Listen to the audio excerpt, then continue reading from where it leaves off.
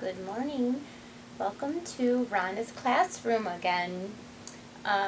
Today I want to talk to you again something about math. This was a question that I've been asked a lot and I go over on one-on-one calls, and it's a visual thing, so let's jump in and show you visually. If you came to the Rubber Queen team meeting last night, then you already saw this. You don't have to even bother watching the rest of the video. But if you didn't, then this will be great for you.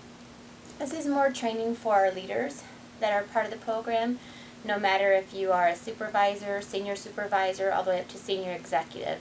This is a very important concept for you.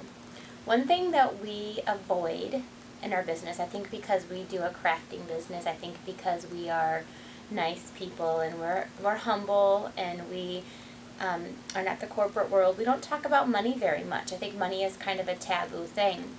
But if you listened to the call from about 2 weeks ago, it was how to help turn your business, your downline from hobbyists into more business-minded people, or how to attract some more business-minded demonstrators. Because I hear all the time, I only have hobbyists, I only have hobbyists. No one in my downline wants to do anything. Well, my question to you is, when is the last time that you've trained on why they would want to do something? When's the last time that you said, hey, this is how much money you can make selling stamps and stamping for your job?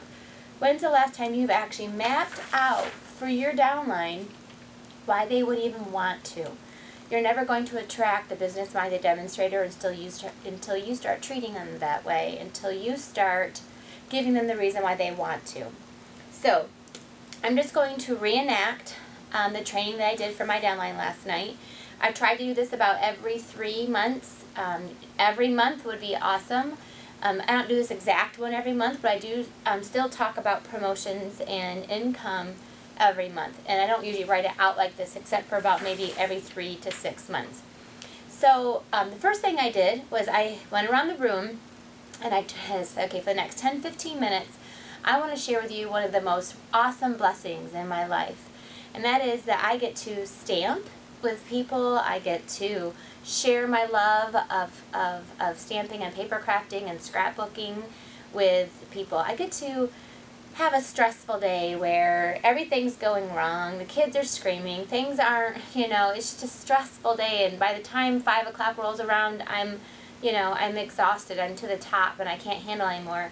And then I get to leave my house and go and play with paper, ink, and stamps with women, and immediately I can feel the release of that stress.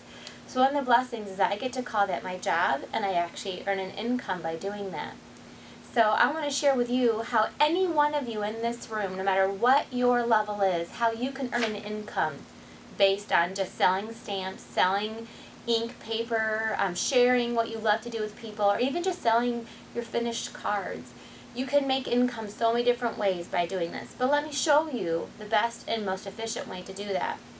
So I started off with kind of that little spiel, and then I went through and picked out 3 different people in the room. I actually went through 4. And I asked them why they did Stampin' Up. Why do you do Stampin' Up? Why did you join? And I tried to hit a complete hobbyist. I tried to hit someone who's kind of in between, who does a little bit of classes here and there. I tried to hit obviously one of my strongest business people, and then I also hit one of my up-and-coming leaders who's really pushing it very hard and doing very well. And so they all had the same answer, obviously, in that they just love their friends, they love stamping with people, they love the events. They all had that same answer, no matter if they were a hobbyist or if they were my most strongest business person. But what was awesome to see is that each person, as they went up, had additional reasons. I do this because I want to be with people, and I like to attend the events. And then my next one was, I love to be with people, I love to stamp with people, and I do it for financial reasons to help support my family. And then, each one had a little bit more reason why. So I wanted everyone in the room, because I had a lot of new people, I have a lot of hobbyists in the room, just like you. My demographics aren't any different, just the training may be different afterwards, the influence, the focus.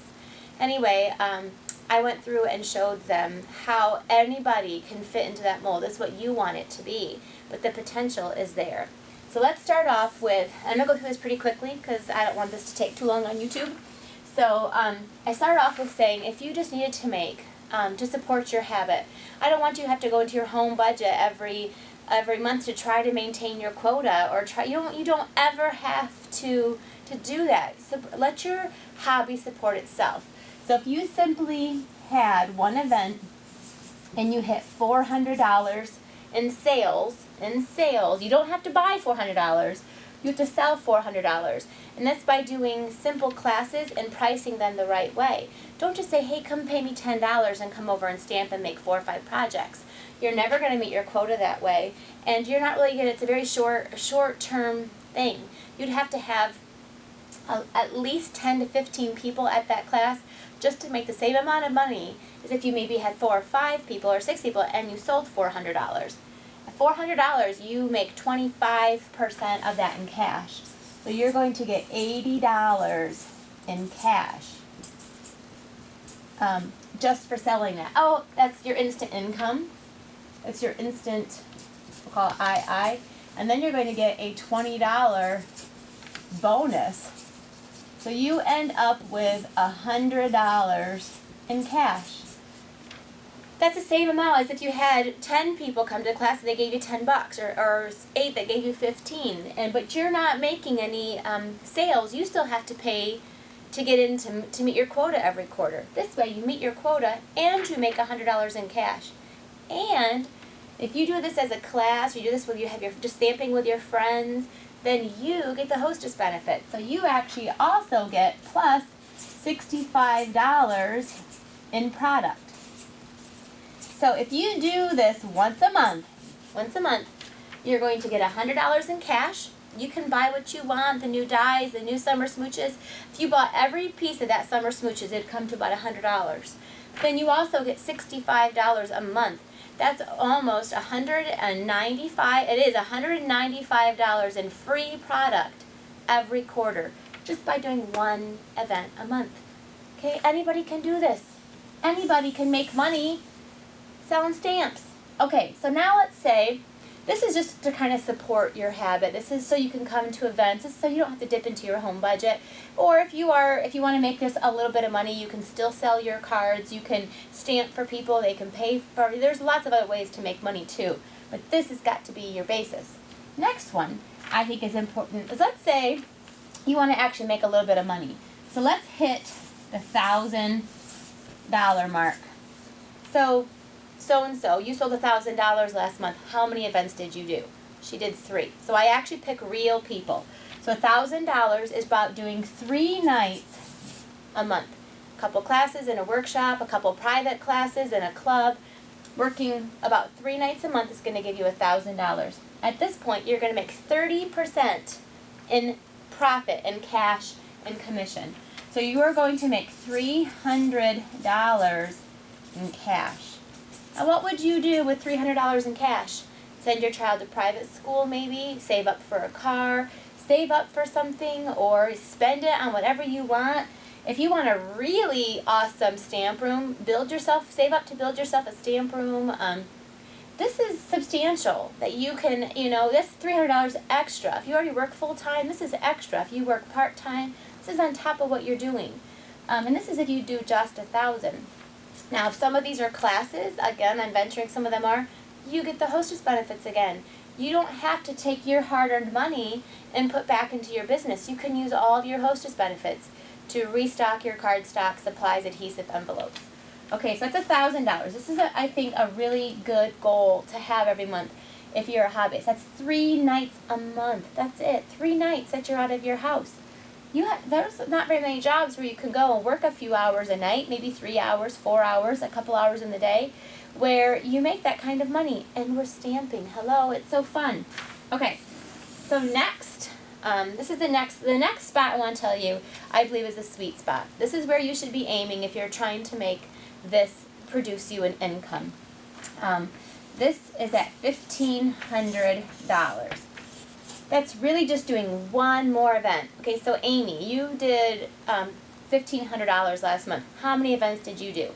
Amy did 6 events. One of them was very small, just like where she had friends over at her house. So between 5 This is about 5 events a month. Between 5 and 6, it could be 4, depends on how much you sell. But let's say leaving your house 1 night a week, maybe in a couple weeks you might leave twice. So working out of 30 days, you're only going to be working 5. And then you're going to play during the day, of course. At this point, you are going to make 34%. This is a big jump. So instead of making $300 by working 3 nights, you're going to make $510 in cash profit. You're going to get $300 of it in your pocket as you go along, and then you're going to get $210 of it in your paycheck. Guess what? It actually goes into your bank.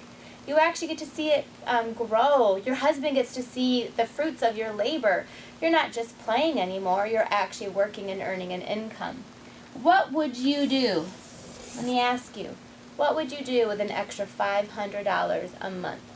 I know this year I had a goal last year I wanted to get new countertops, and our budget's tight. We don't have the extra money. So I had to find a way to get $500 extra out of my Stampin' Up! Money to set aside, and I saved all year long, and I did it. I really did it. I saved almost $6,000 so I could get new countertops, and I might have to, get new appliances, so I might have to save up a little bit more. So, but I did it by just being diligently putting that in like I'm supposed to, and I pulled it from my extra Stampin' Up! Income. So, you know what? If you have a goal to save for something, maybe it's a trip to wherever. Take your family to Disney. If whatever it is, $500 a month. What would you do? That's a whole car payment. That's usually, it could be half a mortgage. It could be so many things to so many people. I don't know what it is to you. Maybe so you could just splurge on your grandchildren. Maybe so that you can afford to buy your kids new clothes. I don't know what it is, but let me tell you, that option is there for you to make Stampin' Up! A viable income. You can do it just to support your habit. You can do this. Now imagine if you're like, Ronda, that's not going to touch my bills. Well, let's look at somebody like Tammy. She sold 2 times that. So guess what? Her income was 2 times that. If you need to make more, you sell more.